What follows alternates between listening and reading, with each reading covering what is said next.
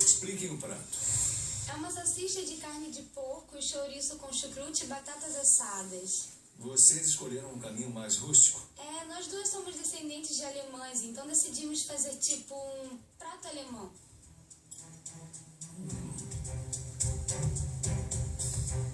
Puxa, é uma delícia.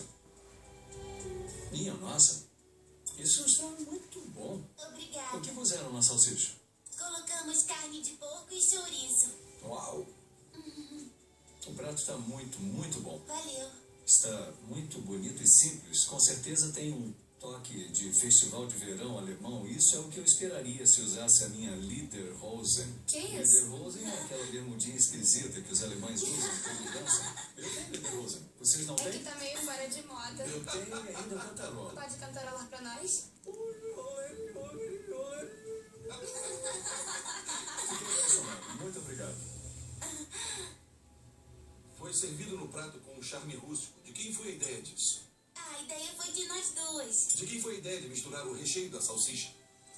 Foi de nós Foi duas. minha e da Quem Jenna. temperou? Vou contar uma Nós duas, coisinha nós pra duas. vocês. Isso aqui é a perfeição.